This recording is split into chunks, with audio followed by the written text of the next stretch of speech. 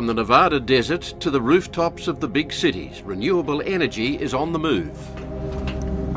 We are right now on the cusp of a third industrial revolution. But will Australia continue to be a part of that revolution? It's pretty clear that the policy in Australia is now being centred around big coal. We support sustainable growth, but we don't add significantly to power prices. The big risk for Australia is that we miss out on the biggest economic opportunity of the 21st century. Politics, power and the new reality. Welcome to Four Corners. The Rudd and Gillard governments had two key policy planks in response to the threat of global warming. One was the carbon tax leading to an emissions trading scheme. The other was a mandated target to generate 20% of Australia's electricity from renewable energy sources like wind and solar power by 2020. The Abbott government is in the process of abolishing the carbon tax.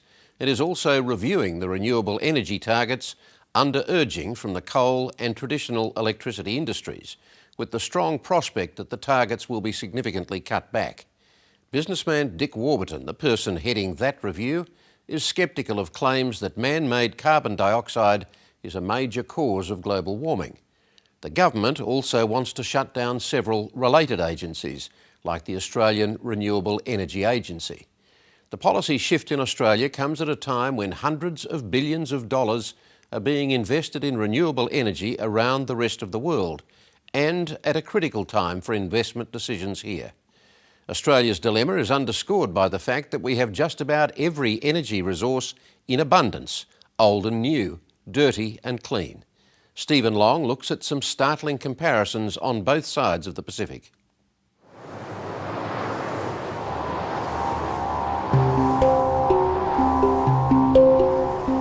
The sun rises over the rolling hills outside Canberra. In these fields, pasture meets power. Every turn of these massive blades propels wind into clean energy. It's not a new technology, but it may be the way of the future. To supporters, renewable energy is part of a revolution that will eclipse fossil fuels and change the way we live and work. But not everyone sees it that way. Recently, Australia's Treasurer took a tilt at these very windmills. If I can be a little indulgent, please. Here, I drive to Canberra to go to Parliament and so on. I drive myself.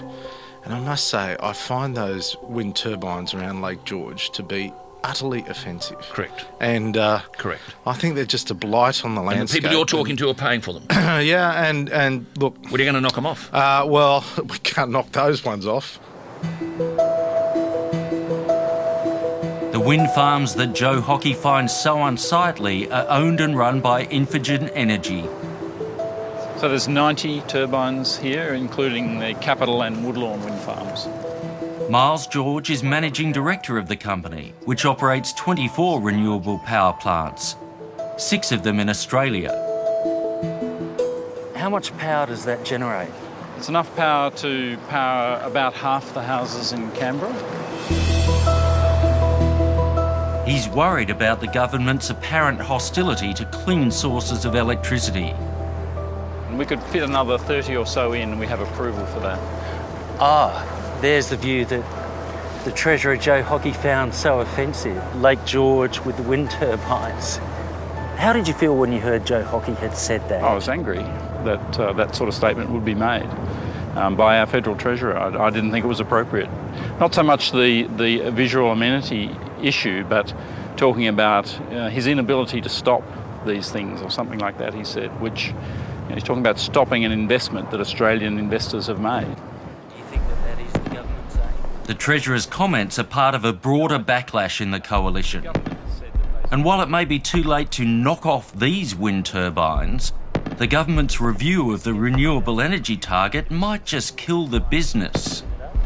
Well, if the target was scrapped without any compensation, we would lose 40% of our revenue and our business in Australia would fail. If the renewable energy target is cut, people are saying that they will have to close down wind farms. It will kill existing investment. You're on the record as saying that you are not in the business of killing existing investments. That's correct. What does that imply? What that means is very clear that my view and our view is that we support sustainable investment. We will approach the review with an open mind. But to critics, it seems as if the government has declared war on renewable energy. This government has an ideological agenda. They want to carve out the impact of renewable energy on the network, and they want to stop renewables in their tracks. Australia is the Saudi Arabia of renewable energy. There's so much sun, there's so much wind off the coast. And so it makes absolutely no sense. When you have an abundance of renewable energy, why would you rely on a depleting supply of fossil fuels with all of the attendant consequences to society and the planet? It absolutely makes no sense whatsoever.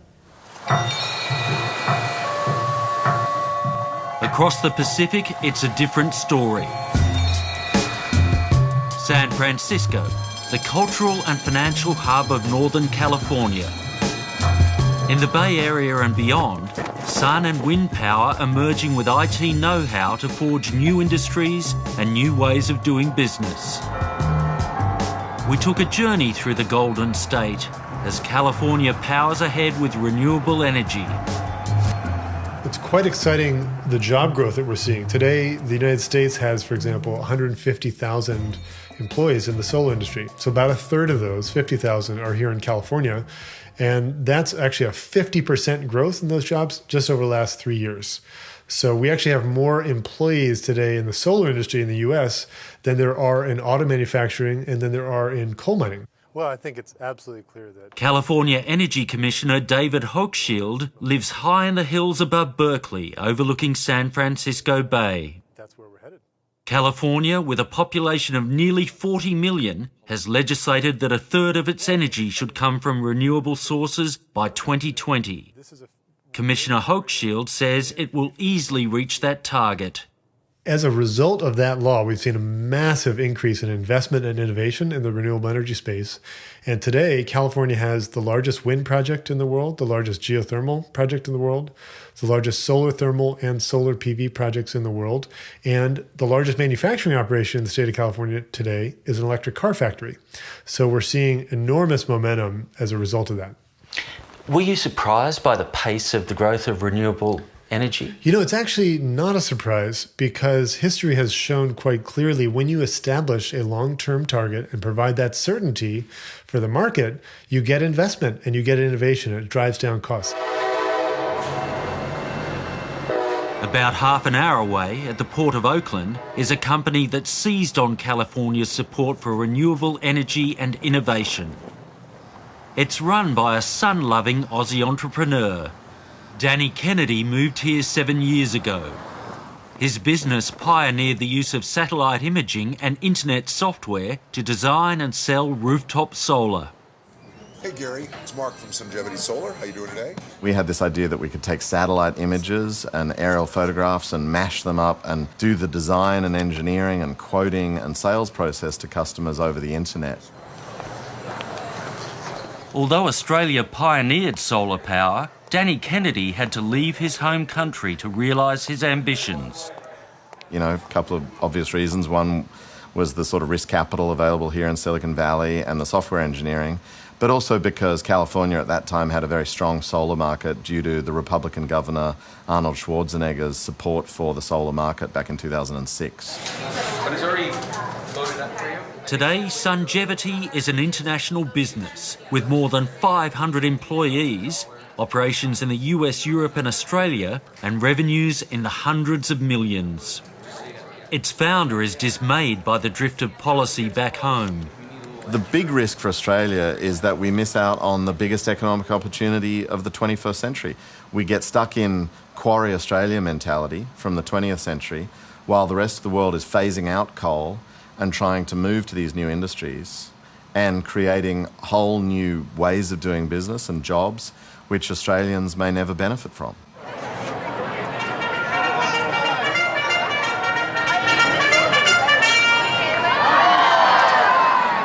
As the sun sinks in the sky at Lancaster, California, a baseball game is underway, under lights in a solar-powered stadium.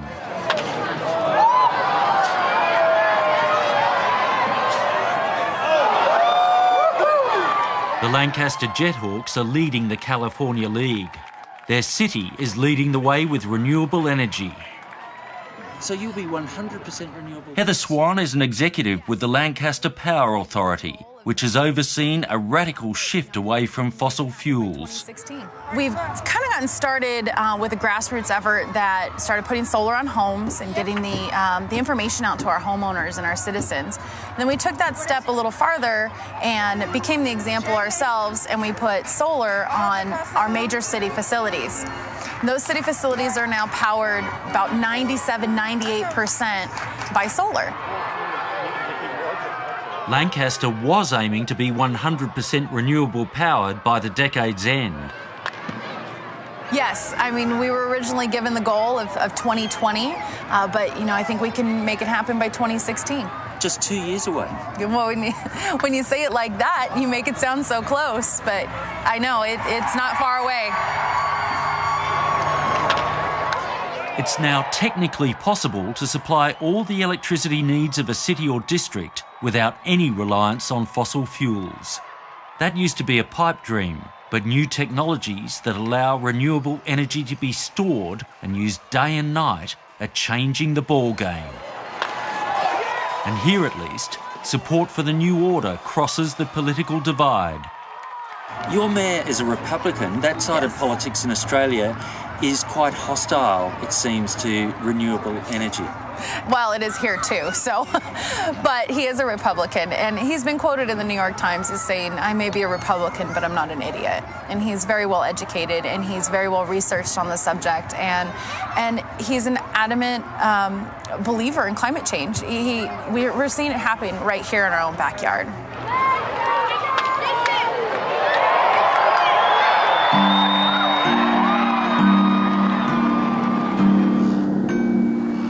Tonopah. This sleepy little town in the high desert country of the Sierra Nevada is at a crossroads, where the old economy is making way for the new. Tonopah was one of the last frontiers of the Old West. The discovery of silver at the dawn of the 20th century sparked a mining boom before the town lapsed into fading glory. They campaign hard out here, but there's little division about where the future lies. It's in mining the sun.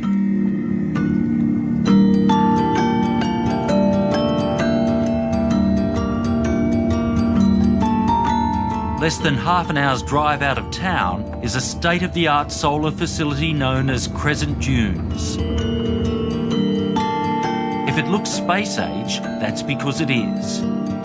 Considered by some to be the most advanced power plant in the world. The project's technical director is Brian Painter, an industry veteran who's been running electricity plants for 30 years. It's amazing, it's like a mechanical forest. It is exactly, that's what you're walking through, a mechanical forest. It's made up of steel and mirrors and all this sort of thing. The huge mirrors on these mechanical trees are known as heliostats. Each heliostat concentrates the sun's energy on the top of the tower there, the black section there that you see. What's in the tower? What's in that black section is molten salt. Molten salt is pumped through the top. It's like a big energy absorber. It's absorbing all that sun's energy that's being concentrated on the tower.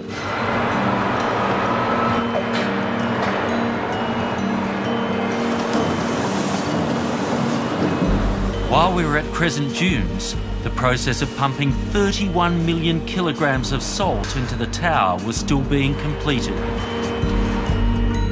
When the plant starts running later this year, 10,347 glittering mirrors will beam concentrated light onto the tower, where the molten sodium will act like a giant battery, storing the sun's energy.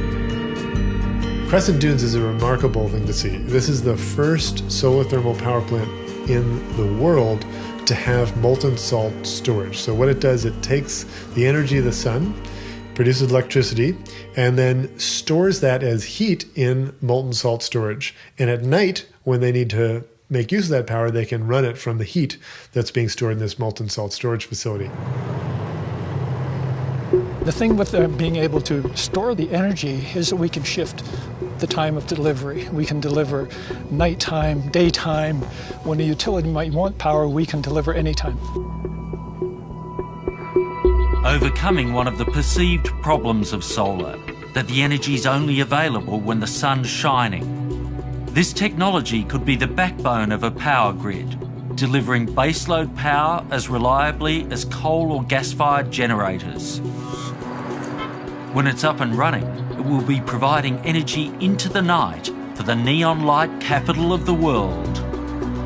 That's right. The facility is going to be providing power to Las Vegas. It's hard to think of a city in the world that uses more energy at night than Las Vegas. So it's a great validation of the possibilities of solar and storage together. The company behind Crescent Dunes wants to bring this remarkable technology to Australia.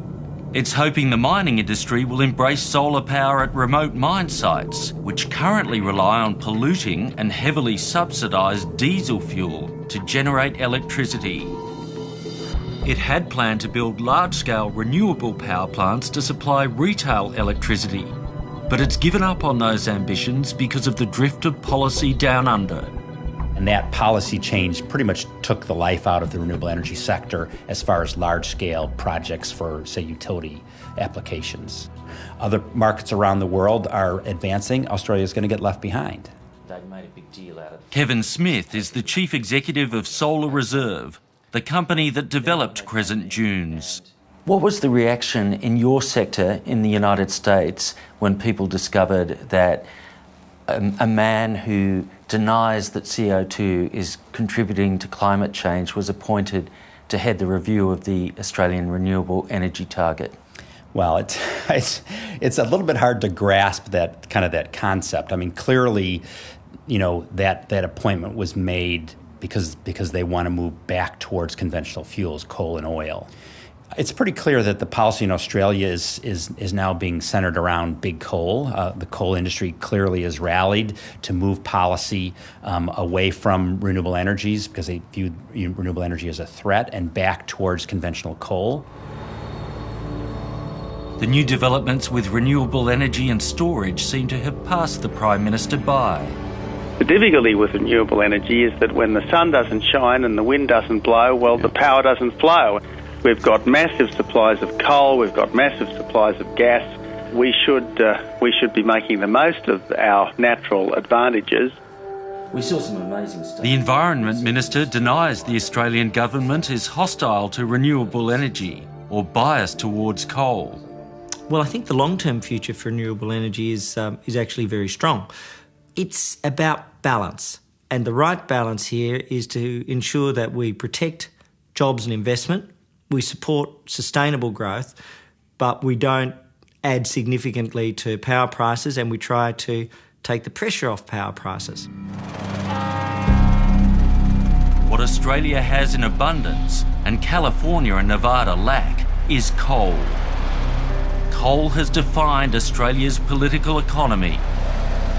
And while it can avoid paying for the impact of its emissions, coal is a cheap source of energy. But as renewables gain ground, coal-fired power generators are hurting. In Queensland and across Australia, there's actually a glut of electricity generation in the market. There's probably 20% more generation capacity in the national electricity market than we actually need. In Queensland, it's probably higher than that. That's the challenge for us. Richard Van Breeder runs Stanwell, a state government-owned power company and Queensland's biggest electricity generator. Hence, you don't want to see more renewables coming into the marketplace. Absolutely, absolutely. And certainly our submission looked at renewables. Our recommendation was that renewable energy targets be phased out over time.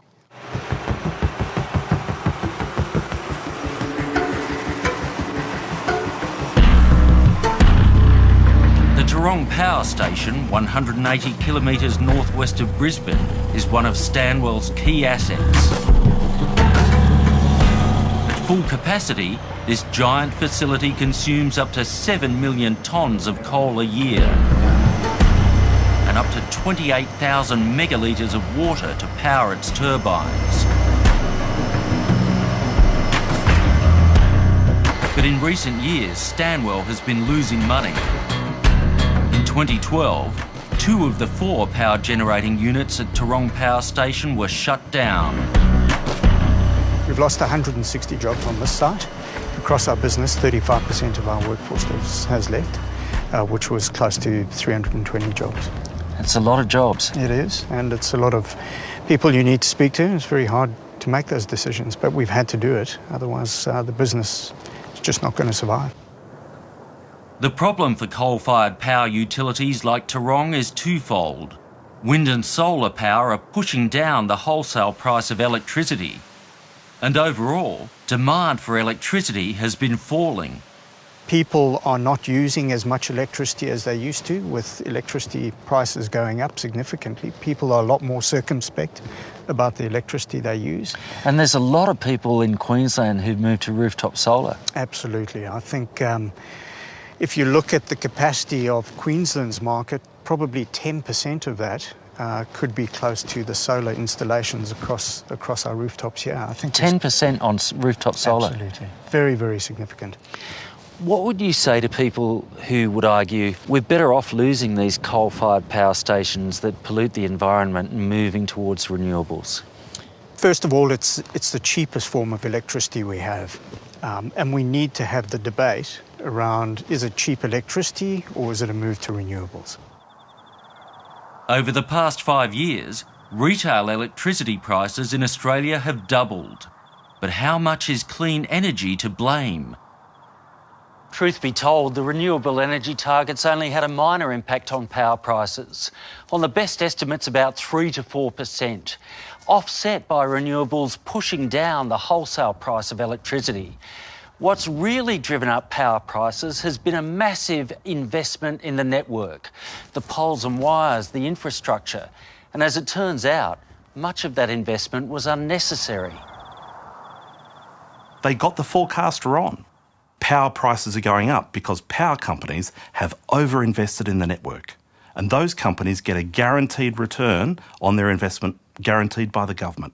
The main reason for the increase in electricity prices is the cost of networks. So network infrastructure has been added to pretty dramatically in the last 5 years, and that is roughly half of your total electricity bill today goes to pay for the poles and wires that carry electricity from the generators to your house or business. As energy prices soared, for the first time ever, electricity consumption went backwards. Although the problem is partly of the industry's own making, the fall in consumption has driven a backlash against renewable energy. Incumbent power companies are saying, why build more capacity when there's already oversupply? The simple reality is the renewable energy target as designed was designed to fill anticipated growth in the market, and the market conditions have changed. Matthew Warren is Chief Executive of the Energy Supply Association. It represents the big electricity retailers and generators, and it's pushing to cut the renewable energy target. We've seen an ever-accelerating decline in demand since 2009. And so that's meant that what was 20% is now looking more like 25, 28, 29%. And that's a much bigger target. Although it's often called a 20% renewable energy target, that's not in fact what the legislation says. The law calls for a fixed amount of electricity to come from renewable sources by 2020. 41,000 gigawatt hours from large-scale schemes, at least 4,000 gigawatt hours from small-scale renewable energy schemes, such as rooftop solar. Australia's small-scale sector is booming, but it's a long way off the large-scale target. To meet it, There needs to be significant new investment in renewable energy. The market conditions in Australia with so much oversupply of generation means that we think that the RET as designed currently is likely to fail, and up to half of the RET will never get built. As the lobbying to cut the target finds sympathetic ears in Parliament, in the national capital, there's a new dawn for renewable energy. If all goes to plan, Canberra will be 90% renewable powered by 2020.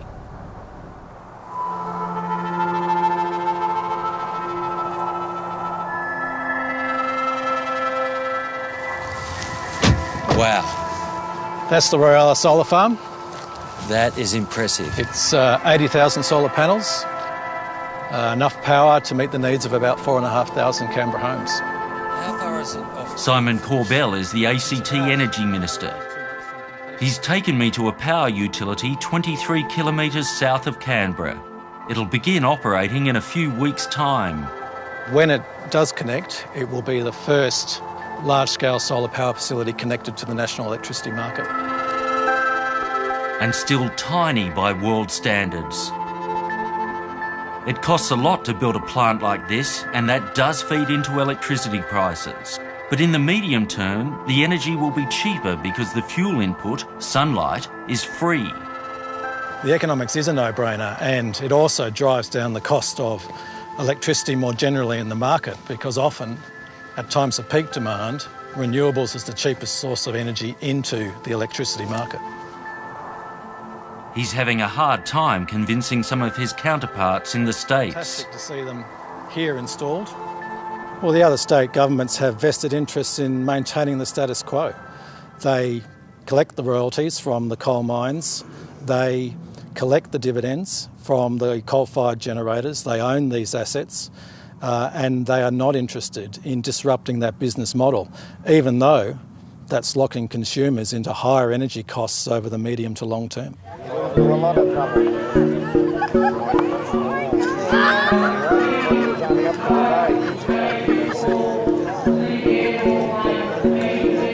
B. O'Donnell and B. McGaskill, thank you all. This way. Come on in, good bowl here. It's a big day at the Orange City Bowling Club in the central west of New South Wales. A troop of Canberran bowlers has bussed in to take on the locals. Pat, g'day. Hey, Steve. How are you? Nice to meet you. Got a fair crowd in for the tournament. It's a fairly big day, unusual because we've got about 50 visitors here today. Pat Egan is the club's treasurer. Sun shining, good day. It's fantastic for bowls, mate. That green is probably running about 16 seconds, which is pretty good for bowls. Pat's penny wise, but in the face of rocketing electricity bills, he convinced the board to have 360 solar panels installed on the roof of the bowler. Oh, right in the camera. Here you can see a good view of them there now. They're in banks of 10. So you were the inspiration for this, Pat? Yeah, only because of my personal experience at home where I put a system in 2012 and the savings were coming as I expected.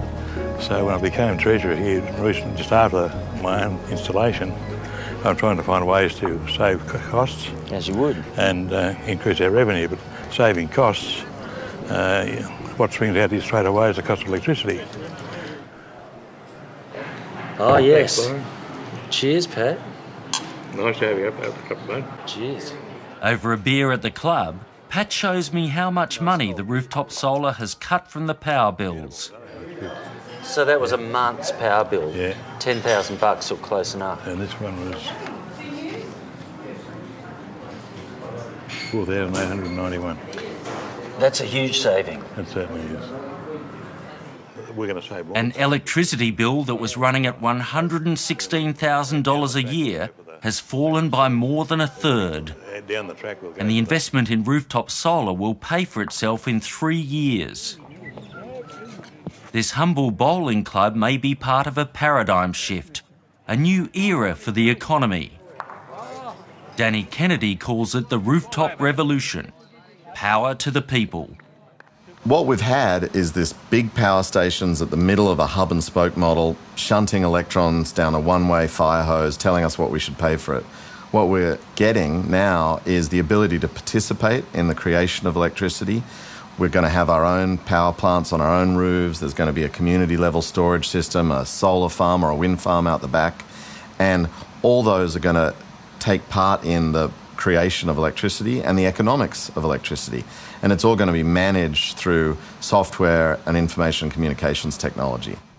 We now have millions and millions of small players, homeowners, small businesses, cooperatives, even large businesses, that are producing their own solar and wind-generated green electricity at near zero marginal cost.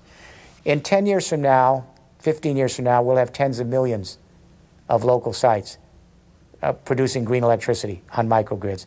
In 20 years from now, we'll have hundreds of millions of people producing their own green electricity. He's doing now. Economist and author Jeremy Rifkin argues that green energy and new communications technology are ushering in a period of radical economic change. Just as the steam engine, the telegraph and the printing press drove the first industrial revolution, petrol-fuelled motor cars, the roads network and the electricity grid the second, renewable energy and the internet are combining to create a new industrial revolution, which could be a jobs bonanza. That second industrial revolution of the 20th century is clearly on life support. It's not coming back. It's waning. We are right now on the cusp of a third industrial revolution. We have to transform our energy resources from fossil fuels to renewable energy. That's extremely labor intensive. We have to convert every building in Australia and around the world to your own micro power plant, installing solar, wind, geothermal technologies right there, retrofitting the buildings.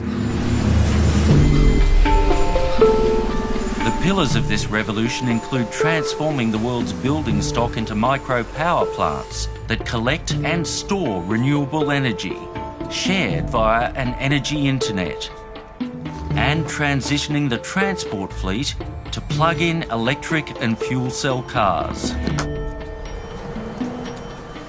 Palo Alto, California is home to the new green machines of motoring.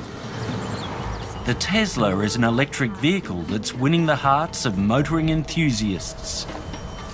Put one of these through its paces and you'll give a hoon in a gas-guzzling V8 a run for their money and help save the planet at the same time. This may be the future of motoring. This is a high-performance vehicle. It does 0 to 100 k's in 4.4 seconds, and it can drive up to 502 kilometres on a single charge. There's zero emissions and zero noise, and I love this, there's no exhaust pipe.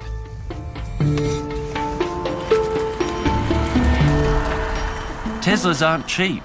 When it goes on sale here, the high-end model will cost close to $100,000. But a mass-market model's coming, with a price tag of about $30,000. And the cost of electric vehicles is set to plummet. Well, I think the Tesla is analogous to the iPhone. Okay, when it first came out, it's a beautiful, well-designed product, but expensive. But what you see over time is, as you get to scale, the prices come down.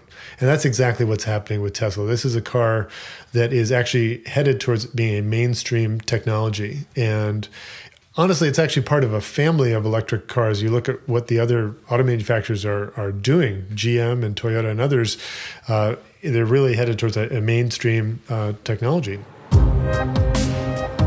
At Tesla's futuristic factory, specialised robots turn out hundreds of cars each week. The company now employs 6,000 people. Soon it plans to build what it's calling the Gigafactory, a mass manufacturing plant for lithium-ion car batteries, which will create economies of scale and dramatically reduce the cost of electric cars.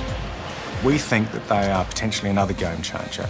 If you look at the cars being made out of Tesla in California, they're faster, they're cleaner, they're quieter and they're safer than conventional petrol-driven cars. There are a lot of things that consumers will like about electric cars if they're priced correctly, and they could have a material impact on the electricity and energy supply in Australia as well. Big incumbent power companies are hoping that mass take-up of electric cars will boost electricity demand, saving them from a death spiral of falling revenues and rising unit costs, as more and more people generate, store and share their own power. But there are no guarantees. Oh, look, I think we're seeing in the energy industry, it's going through a transformation that's not dissimilar to telephony, to retail, to newspaper media. And that is we're seeing, quite radical transformation driven by technology and driven by changing market conditions. It's disruptive like media was disrupted a decade ago. Once upon a time, the ABC and New York Times were all the news that was fit to print, and they shunted the news of the day down the one-way fire hose. And now we use social media and Twitter and whatever else to co-create what is the news stream and what makes for big news. And the economics, we know well, has been completely transformed. That's coming to electricity. The coal and other protected vested interests of Australia are going the way of the dodo if they don't adjust to this reality. When Superstorm Sandy struck the United States in 2012, Americans discovered what it's like when the power grid breaks down. Millions of people across the East Coast were left for days without electricity. No light, no heat, and no communications. The thing that people had the hardest time with during Sandy was the fact that they were cut off from communications. If you're without power for days, it is not just inconvenient, but it really feels like you can't live your life.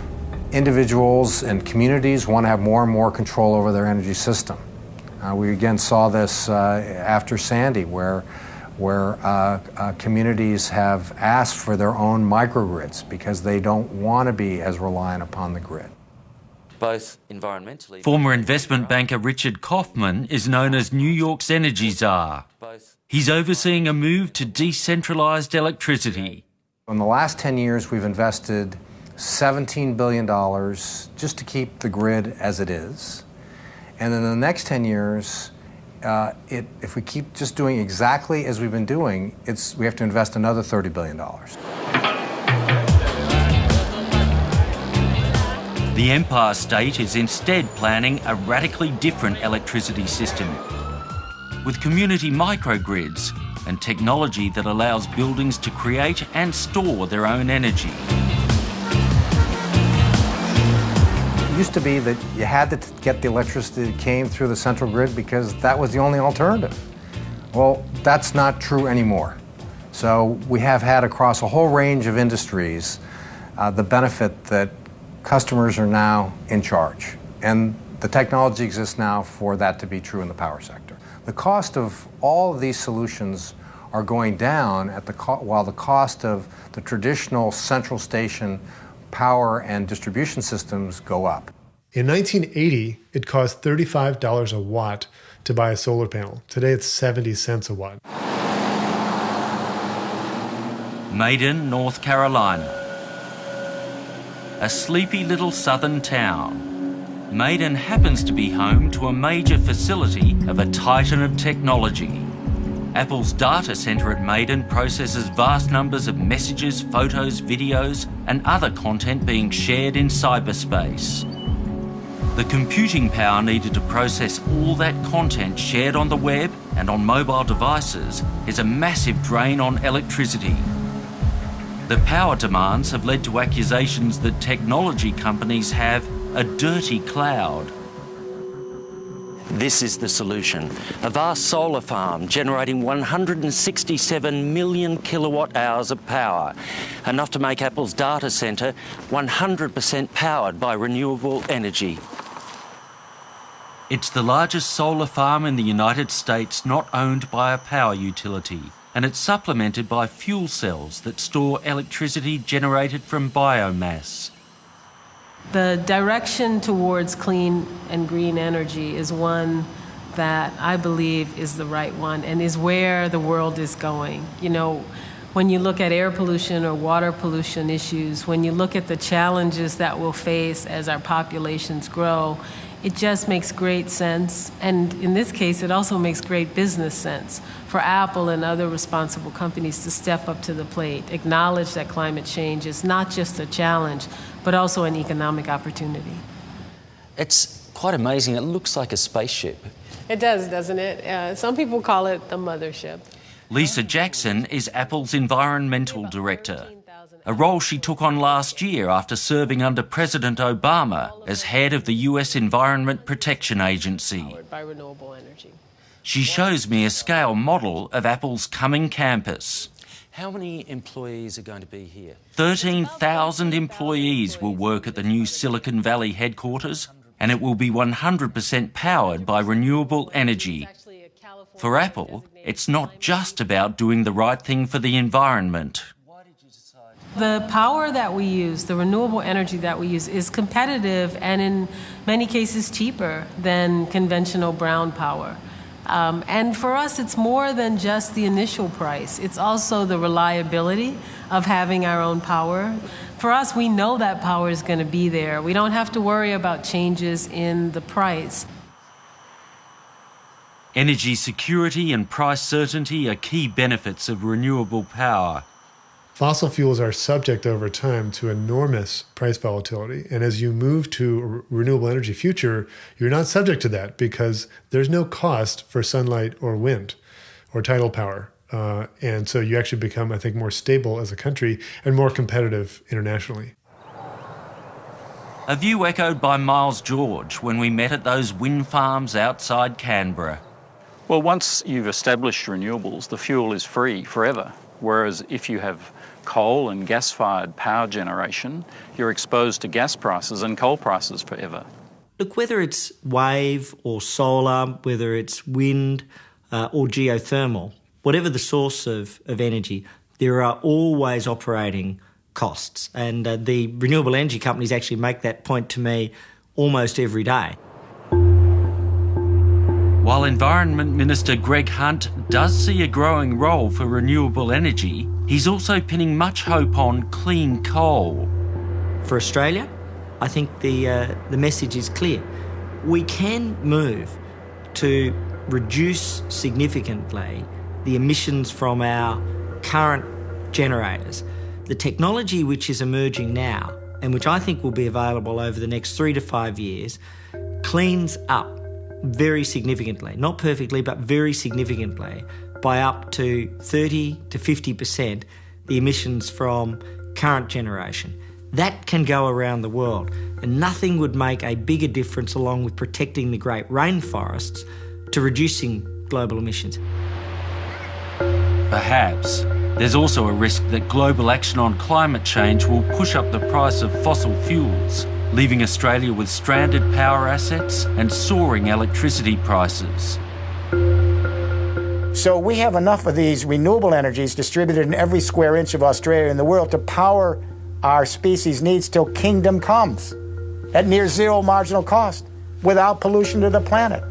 So what kind of cockamamie thinking, if I may say this, keeps us into these old polluting dinosaur energies and technologies of the 20th century when we could be in the new energies of the 21st century and have unlimited amount of renewable energy?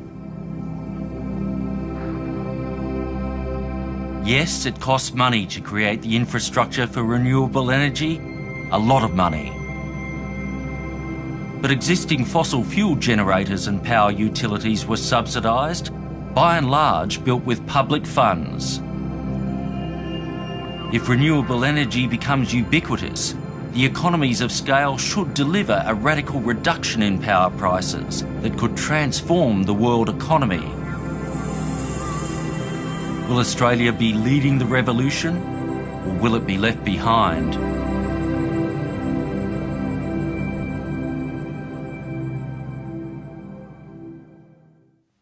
The Warburton review of the renewable energy target for the Abbott government is imminent. But given the confusing signals that are coming from Clive Palmer's new senators on support for renewable energy targets and the future of the Clean Energy Finance Corporation, this debate is far from over. Next week on Four Corners, the story behind the tragic killing of 11-year-old Luke Batty. Until then, good night.